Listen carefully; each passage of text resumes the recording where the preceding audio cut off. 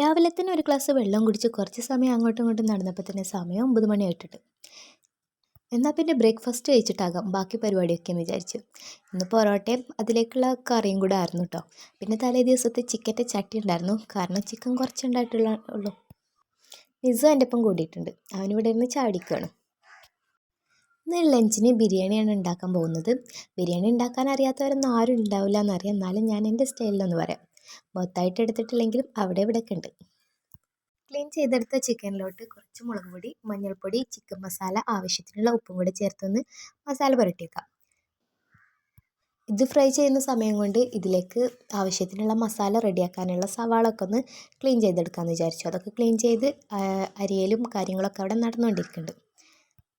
ഇനി എപ്പോൾ എനിക്ക് ഫുഡ് കഴിക്കാനോ പണിയെന്നൊന്നും വിചാരിക്കേണ്ട. ഏകദേശം 10-11 മണിയായപ്പോഴാണ് പിന്നെ ബ്രെഡും പാലും കുടിക്കുന്നത്.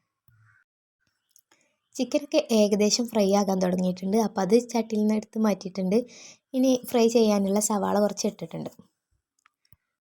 ഫ്രൈ ചെയ്തെടുക്കുന്ന സവാള പിന്നെ നെയ്യിലോ സൺഫ്ലവർ ഓയിലോ സെപ്പറേറ്റ് ആയിട്ടൊക്കെ ചെയ്തെടുക്കാം. അപ്പോൾ ഞാനൊരു എളുപ്പപ്പണിക്ക് വേണ്ടിയിട്ട് ഈ പൊരിച്ചെടുത്ത എണ്ണയിലോട്ട് തന്നെ ചേർത്ത് കൊടുത്തതാണ്. അപ്പോൾ അത് ഫ്രൈ ആക്കി കോരി മാറ്റിയെടുത്തിട്ടുണ്ട്. ഇനി ഇതിലേക്ക് ആവശ്യത്തിനുള്ള സവാള പിന്നെ തക്കാളി എല്ലാം കൂടെ ഒന്ന് വഴറ്റിയെടുക്കാം. ഇതിലേക്കുള്ള ഇഞ്ചിയും വെളുത്തുള്ളി പേസ്റ്റൊക്കെ കല്ലിൽ കുത്തിയെടുത്തിട്ടുണ്ട്. അപ്പോൾ ഇത് ഏകദേശമൊക്കെ വഴന്ന് വരാൻ തുടങ്ങിയിട്ടുണ്ട് കേട്ടോ. ഇതിലേക്ക് ഓവർ മസാല ഒന്നും ചേർത്ത് കൊടുക്കണില്ല. പിന്നെ കുരുമുളക് പൊടിയും ഗരം മസാലയും ചിക്കൻ മസാലയും മാത്രമേ ഞാൻ ചേർത്ത് കൊടുക്കണുള്ളൂ. വേണമെന്നുണ്ടെന്നുണ്ടെങ്കിൽ മുളക് പൊടി മഞ്ഞൾപ്പൊടിയൊക്കെ ചേർത്ത് കൊടുക്കുക. എനിക്ക് ഈ ഒരു ടൈപ്പാണ് ഇഷ്ടം.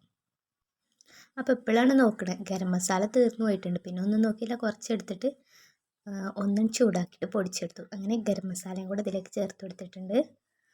ഇനി ഇതിലേക്ക് പുളിക്ക് ആവശ്യത്തിനുള്ള നാരങ്ങാനീരും തൈരും കൂടെ ചേർത്ത് കൊടുക്കാം. അപ്പത്തിന് മസാല സെറ്റായിട്ടുണ്ട്.